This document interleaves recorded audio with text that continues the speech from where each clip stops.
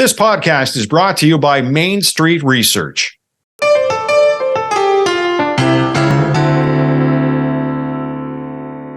Hello and welcome to Unpublished TV, celebrating our 10th anniversary today. Thanks for your support. Did China try and influence two previous Canadian elections? A stunning report from Canada's spy agency claims that country's government attempted to interfere in our previous two federal elections. But the report also pointed to a lack of concern from the PMO. Prime Minister Trudeau has appointed David Johnston as special rapporteur to investigate the claim, despite opposition calls for a full public inquiry. Our Unpublished.vote question asked you, do you feel there should be a full public inquiry into the allegations of election interference? Yes, no, or unsure. And over 90% said yes, just 8% said no, and the rest were unsure. However you're watching and listening to our show, whether through our social media channels on Facebook, Twitter, and YouTube, or podcast channels, iTunes, Google Play, Spotify, iHeartRadio, and more, I'd like to remind you can still cast your vote on this topic at Unpublished Vote, and then email your MP to tell them why. It's our new portal for political discussion and debate. Joining us to discuss the allegations is Gar Pardy, former Canadian diplomat and the author of China in a Changing World. Colin Robertson is a former Canadian diplomat and senior advisor to Canadian Global Affairs Institute. And Charles Burton is a senior fellow with the Macdonald Laurier Institute and served as a counselor at the Canadian Embassy to China between 91 and 93 and 98 and 2000. And I thank all three of you for joining us to talk about this today. And we'll go around the horn first. Gar, do you feel Canada needs a full public inquiry? Not at this stage. I'm still waiting for more specific information to come into public view here. I've dealt with CSIS just about all of my, previous to CSIS, even the old RCMP security services. I've dealt with them over the years, and I come with a high degree of skepticism, I think, with regards to when they make large political, come to large political conclusions here. And I think this is a situation in which the allegations are quite large and quite significant, but I'm still waiting for more information to come into play. The actual documentation supporting the news stories that have reported this is pretty thin, quite frankly, and I'm still wanting, in fact, to wait for something more to come into play, and maybe the former Governor General, in terms of his initial work, may give us that information. But so far, I don't think it's in the public domain. This podcast is brought to you by Main Street Research, one of Canada's leading public research firms. Main Street has a strong track record of polling elections at every level of government across Canada, as well as comprehensive market research for industry-leading firms. Main Street's newest consumer product is Main Street Intel, a monthly subscription that gives you access to their polling and modeling of Canadian elections and analysis of Canadian politics.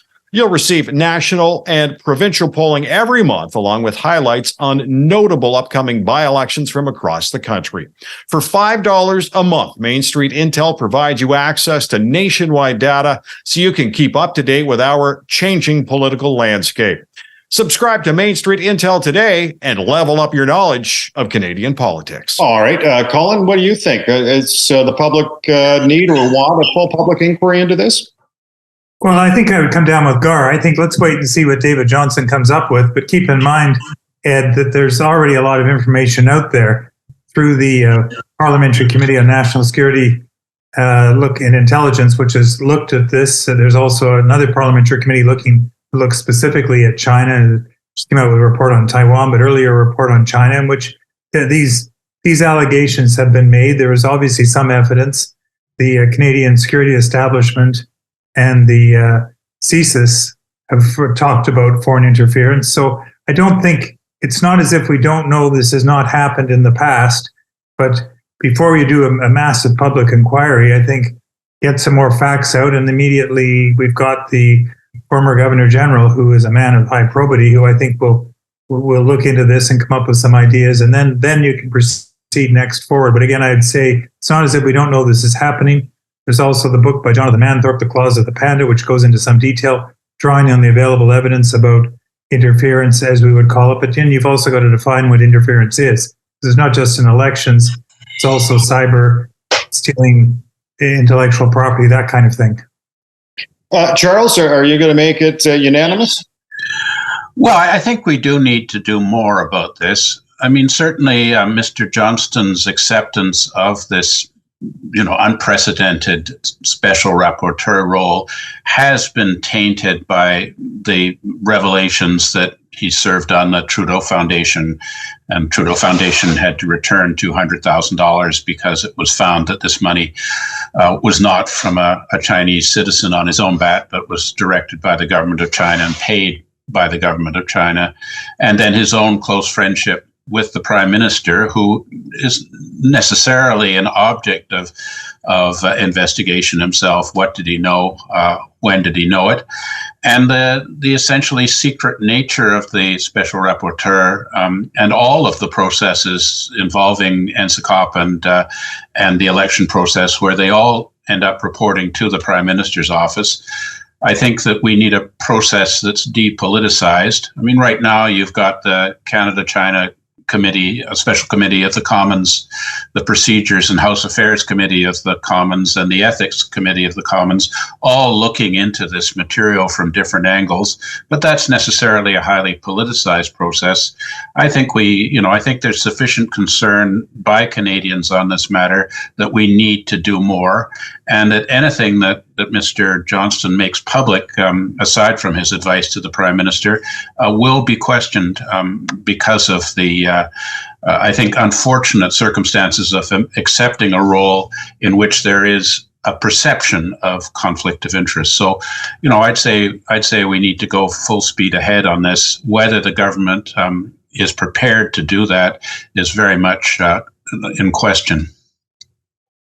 Colin, you had mentioned that it's not the first time we've heard this, in particular when we're talking about China, and when we talk about allegations of election interference. When so few Canadians bother to vote, does it really matter? Yes, it does matter, and I think that in the case of Canadians voting, I would move to what the Australians do and basically say Canadians should vote. I think that civic engagement is really vital, and I do think that there is a growing threat of autocracies versus democracies. The Russians would like to have an alternative system, the Chinese would, but I think voting is the fundamental ingredient of democracy, and I think the Australians have this better than we do, in that citizens are obliged to vote unless they've got very good reason why they could not. Gar, I'm wondering, is it more concerning to you, and you brought up with your background in dealing with the RCMP and CSIS, that the allegations of tampering by China come from CSIS, and the fact that somebody from CSIS went public, what does that tell you? Well, the person from CSIS is quite a unique individual in the sense that certainly he went public and spoke to a number of journalists about his concerns here. And then the Globe and Mail gave him the opportunity to publish an editorial about all of this, but there is no identification of that individual whatsoever in terms of his own background and things like this. There's things that I would look at.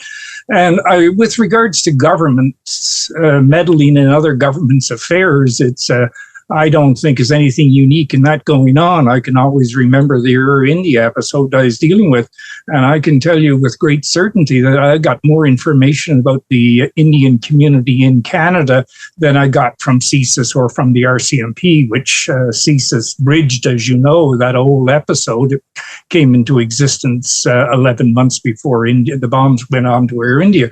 And other governments over the years have meddled here. And whether that meddling, and I think this is where you get into the size of the migratory population that Canada consists of these days, particularly the Chinese community, which has grown phenomenally, I think, over the last years, but existed historically as well. And the Chinese community in particular, there was always a basic divide within the Chinese community back in the days when we had the first episodes over Taiwan, the divisions you had, and then finally the government of its day decided to establish recognition of the government in Beijing, and with the result that I think a whole lot of things starts to change. And I think part of the changes were driven by Canada in terms of our own approach to China. And China has been a difficult country to deal with at the best of times. But I not too long ago, there was efforts on the part of Canada to even negotiate an extradition treaty with China and things like that. We were willing to accept. All of these things were happening, say, in the aftermath of what happened in 1989 in China. And we know what kind of a government we're dealing with here. And we should take that into account every time we try to do something with them. Right now, I think in this particular period, we're driven by our alliances to a certain extent, and particularly the Americans and our relationship with other neighboring countries around Japan here, who are also trying to figure out what the future brings with regards to the relationship with China. And I think it's in that larger context, I think one should look at what's going on in Canada and be very sure that we know what we're talking about when we talk about foreign influences or interference, if you like, here. Influences are there. The interference is an entirely different issue, and that needs to be defined with greater detail than is the case right now. This podcast is brought to you by Main Street Research, one of Canada's leading public research firms. Main Street has a strong track record of polling elections at every level of government across Canada, as well as comprehensive market research for industry-leading firms. Main Street's newest consumer product is Main Street Intel, a monthly subscription that gives you access to their polling and modeling of Canadian elections and analysis of Canadian politics.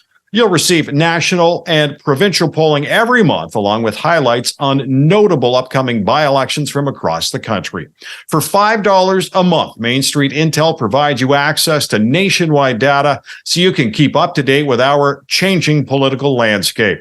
Subscribe to Main Street Intel today and level up your knowledge of Canadian politics. All right. Charles, how would China benefit from such interference? Well, I think, I think Gar has some important points there. It's really a question that, of course, China has preferences with regard to who forms the government, and there's certainly a lot of legitimate diplomatic tools that China can use to express its government's preference for one party or another. I prefer that they didn't, but there's no violation of diplomatic protocol or law in so doing. I think the issues are more significant if there is foreign money entering into our political process through proxies. And that is one of the serious allegations made in the Globe and Mail reporting of the CSIS documents and Sam Cooper's work for the Global News. So, there was another Globe and Mail report which reflected that the government has not been acting on recommendations with regard to clarification of what constitutes legitimate foreign participation in our democratic process and what constitutes influence or interference activities. And I think we have to get that absolutely clear. But, this is not just about elections. We've seen the reports where the United Front Work Department of the Chinese Communist Party's organizations in Canada, which, we've counted about 300 different ostensibly Chinese Canadian grassroots organizations, but which actually are, according to reporting, directed by the embassy and consulate, including the process of vetting their leaders going through Beijing, the organization department of the Chinese Communist Party. So, we have to look at the larger picture of all of the Chinese government's activities in Canada outside of their embassies and consulates, including the so-called police stations and Confucius Institutes, in addition to these proxy organizations that seem to be where the Chinese government mobilizes people for activities that I think are likely illegal in Canada in terms of foreign funding of political campaigns, which is not permitted in our system. So in general, I think the Chinese government wants to dampen criticism of its activities in Canada, espionage and support for providing benefits to people who are involved in the policy process, which we're looking into a Foreign Influence Registry Act right now. The public consultations on this under Minister Mendicino will start next week, and in general, whether China is exceeding its rights as a representative nation in Canada with regard to its activities to try and further its own domestic agenda in Canada, and international agenda generally. And I think there are legitimate concerns in the sense that maybe other powers like Russia and Iran also have similar ideas to violate the international rules-based order and violate Canadian law domestically. But the Chinese government has the resources to do this and is putting enormous amounts of resources into this United Front work or Ministry of State Security subversion. I would notice that, there are an awful lot of Chinese diplomats accredited to Canada. There are 146 of them in the embassy and consulates in our country compared to 46 for Japan, 35 for India, and 23 for the United Kingdom. So when one, I think, does have legitimate concerns about why China has such a large diplomatic cohort and what they're doing, certainly there aren't 146 Canadian diplomats reciprocally accredited to the People's Republic of China. So, there are just so many issues here beyond simple electoral interference that it would be great for Canada to get clear and to enact policies that will set things to rights. And I'm hoping that our government, under very strong public pressure, will do that before the next election. Colin, Canada is part of the Five Eyes organization. Now, how does it react to these allegations, or would it have known them considering those spy agencies communicate with each other? Well, Ed, yes. I think we share an awful lot with each other, and we're all susceptible to foreign influence, particularly from China, Russia, North Korea, and Iran. And when President Biden was in Ottawa recently, he and the Prime Minister named those four countries. So, again, no surprises. The Australians have taken significant efforts to curb foreign interference, particularly Chinese interference. I'm impressed by what they do, and I think that the naming and shaming, again, to go back to something that Gar said, you want to be very sure before you do so, but when you know so, you should probably do so and send, if it's a foreign diplomat who's interfered, then send them packing. I think we probably have not done that. And it's not as if we haven't known about it. I think it's 10 years ago, Dick Fadden, who was then head of CSIS, sat down with Peter Mansbridge and talked about foreign interference, particularly aimed at legislators. It created a great stir, but I don't think there was any great surprise to what he was saying. So I think that there is a lot more we can do, and I'm impressed by what I see the Australians doing, even under their new government, dealing with like Canada. They've got big diaspora communities. Keep in mind, Ed, that 1 in 5 Canadians is born outside the country, and in big cities like Toronto, and Toronto, of course, half the people are born outside of Canada. So this is an issue. But I think I'd come back to something Gar and both Charles talked about, and that is defining the difference between influence and interference. By definition, when foreign diplomats are in a country, they're trying to influence the policy. I was a foreign diplomat, so was Gar. That's part of what we did. But interference is quite another matter. One of our problems is we haven't got standards or norms. We in the West understand, the Five Eyes would understand what that is, but I don't think there's an agreement with the Chinese and the Russians on what that means, and I think we probably need to come up with something like that. You mentioned the Australians, and you were impressed with what the Australians do. What do they do to deal with China?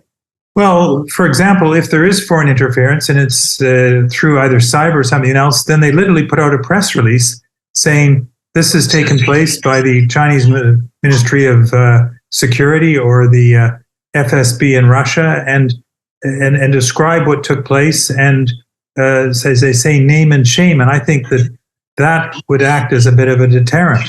And I think if we took that approach throughout the Five Eyes community and talked about doing it, say, through the G7 and with our NATO allies, because it is a real threat. It's not just to the Five Eyes, but to basically all democracies. And I think that that is something that all democracies should care about, just as we came up with the Declaration Arbitrary Detention after the two Michaels, which I think we should add teeth to, sanctions, economic sanctions. I think we should be looking at something on foreign interference in democratic elections. Gar, I'm wondering, when we look at this situation, do you consider it a national security crisis? No, certainly not at this stage. I mean, I think we've got many crises in Canada that we should be dealing with, and I would not put this particular issue anywhere near the top as far as one of these fundamental things. I mean, we're still going through the process of trying to reestablish a relationship with the Indigenous people of Canada here, and I think which takes priority, in my view, than anything else that we would do. But it does bring up the issue, though, in terms of we have a very large and very historic community of Chinese Canadians who go back, and they were here at the time we were trying to develop this place as a country. And there are overtones in the current situation that basically starts to raises to the issue of whether or not some people want to see that community in effect become larger. I don't know if it's the largest one in Canada these days, but I know that our immigration office in Beijing these days, I think, is the largest immigration office we have anywhere in the world at the moment, and people are coming. And in terms of a few years ago, we went out of our way to try to promote the idea here. And one of them, of course, was the students who came into Canada, into our universities. And the sheer number of those students, I think, became a large financial element in the financing of our universities, given what they had to pay. Other elements in that, we wanted to promote Canada as a detailed destination for Chinese tourism that came into Canada for a while. So all of these things have been going on, and I just want to be very certain when we get into those kinds of issues that are, I think, that get at the kind of country that we are already, that we make significant changes in order to deal with what may not be much of a problem, quite frankly. And that's where I guess I come down and this is why I think Mr. Johnson, when he starts talking to people here, I'm not sure what conclusion he's going to come to. I know he's under some pressure, political pressure, perhaps more than anything else, to suggest that maybe there should be some sort of an inquiry. But I've been involved in national inquiries in Canada, and this is not necessarily a place like Commons committees is a place that one finds a tremendous amount of evidence and understanding of what the issues are. And so when we embark on these things, I think we should slow down. A few weeks ago, we were worried about Chinese weather balloons that came into the country and wandered across North America. And suddenly we get reports out of the United States, supposedly leaked from their intelligence organizations, that they were collecting intelligence. Well, let me tell you, I was involved in our weather service for a number of years. And let me tell you, a weather balloon, I don't think, no matter how good the associated equipment with, is not a mechanism for gathering intelligence. So, but we run down these trails that I think in many instances are false, and they're driven more or less by larger political issues that are involved here, and that is the realignment of the world here in terms of the powers that in effect create most of the influence here. And there's no doubt that China has now arrived in the top tier, probably only two countries really with the power, somewhat similar power, that can influence an awful lot of events in the world. And all of them are nuclear powers. And that scares me. If we want to look at an issue that should worry about us in Canada, we've dropped the ball with regards to the efforts to denuclearize the world as far as bombs are concerned. And that is an issue that should, in effect, be at the top of our list as far as Canadian foreign policy is concerned. Charles, Gar brought up David Johnson, the special rapporteur, and let's face it, Colin spoke very highly of him as well, and he's probably one of the smartest people I've ever interviewed. I'm just wondering what kind of an impact this is going to have on his reputation, going out and doing the special rapporteur, even though the link to the Trudeau Foundation, we can't really argue with who he was raised with or who had a cottage next door to, but it has that look of a bit of a setup more than anything else. Well, there's also his own foundation in which there are a number of people associated with China, including former Ambassador Dominic Barton. I just think that he made an error in judgment in accepting this role because of the perception of conflict of interest. I certainly, share your very high assessment of Mr. Johnston and have had some back and forth with him over the years. But I think, in terms of the larger issue, for example, the seriousness of the crisis, Colin made reference to Australia. Australia implemented a Foreign Influence Transparency Scheme Act in 2018. And just before that act came into effect, the former Australian Minister of International Trade, Andrew Robb, resigned an $880,000 a year private consultancy with a Chinese billionaire who had been involved in the 99-year lease on the port of Darwin. And so, certainly no suggestion that Mr. Robb had done anything illegal in doing this very well-paid part-time job. But, as Colin says, I think the perception is the key here. And one can only assume that if there are Australian senior officials who are receiving very high amounts of benefits from China-associated sources, that the same thing could be going on in Canada. I mean, we're aware of the retainer that Jean Charest received from the Huawei company, which I read, I can't verify the information, was $70,000 a month over 3 years. And he was speaking in favor of Huawei before it became known in the course of his conservative leadership campaign that he was receiving this benefit. And rightly, he says as a lawyer, he couldn't reveal this kind of information himself. But I think there are a lot of questions about China's influence in our political process and whether this has a dampening effect on the enthusiasm for politicians of both the Liberal and the Conservative parties. I don't think it's necessarily restricted to one party or the other to pursue Chinese affairs, because for many of them, they're thinking about their careers after they leave politics when they're typically, in their 50s and feeling that they deserve to make a lot of money. As my colleague at the Royal United Services Institute, Charlie Parton, says, life-transforming amounts of money. And if you're perceived as a politician who has actively acted to challenge Chinese malign activities in Canada, you won't have those law firm and board opportunities that others do.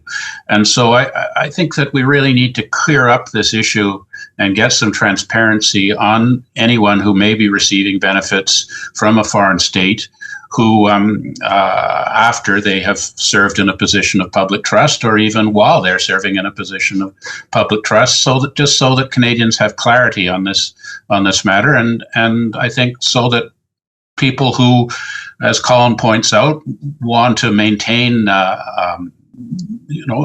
reputations for integrity will be disincentivized from receiving money secretly from a foreign power that may influence their advice to a government with regard to foreign policy.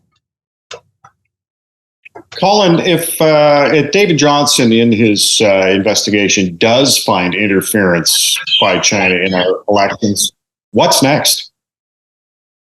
Well, we'll see what he recommends. I'm not sure that was his remit to actually find interference. I think it was more to look at how should the government deal with this. He'll look at the evidence. After all, remember, he is a lawyer himself. And then he'll come up with, I think his remit was to say, okay, what do we do? Of which a public inquiry could be one of the options. Again, I feel he's got the work of Job. I think for the reasons Charles pointed out, he's taken this on. I mean, this is a man who has made a better Canada. And I think that he's doing this as a public duty, but I certainly have a lot of empathy for him, and empathy is what his latest book is about. But I think he was probably the right person to do it, but I do have a lot of sympathy for him, because I do think, as Charles points out, given his connections with things, that there's unfortunately, some tarring. I don't believe that it's fair, but I think that the media has put that there. So I think whatever he comes up with, let's see what he comes up with. And then, as Gar says, that's the next step forward. If he recommends a public inquiry, then I would say, yeah, because I think that he would have decided the evidence pointed in that direction. But we're not there yet.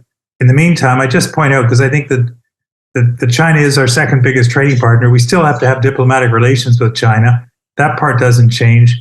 So engage with China, but keep them on their toes. And if they go over the line, then I think this is where we've stepped down in recent years. We've turned the other cheek, as the Prime Minister once put it. And I think that was a mistake. I think that we should have taken action some years ago when we knew this stuff was going on. We didn't. Other governments have. We're seen as a bit of a soft touch. But I think now we're going to react, but I hope we don't overreact. What I great worry about is the pendulum swings too far the other way. And then you see anti-Chinese racism, which has also been suggested. And gosh, as Gar's pointed out, the Chinese community made a great contribution to our country. And I don't think anybody wants to see our immigration change, but we want to be sure that the people who come here, that they come to a democracy, and that's part of the attraction of coming to Canada. Well, folks, interesting discussion, and I appreciate you all joining us for it. Our guest today, Gar Pardy, former Canadian diplomat, the author of China in a Changing World. Colin Robertson, former Canadian diplomat and senior advisor with Canadian Global Affairs Institute, and Charles Burton, senior fellow at the Macdonald-Laurier Institute, as well as served as a counselor of the Canadian Embassy to China between 1991 and 93 and 98 to 2000. I want to thank you for watching and supporting Unpublished for the last 10 years. Yes, we're 10 years old today. Stay safe. I'm Ed Hand.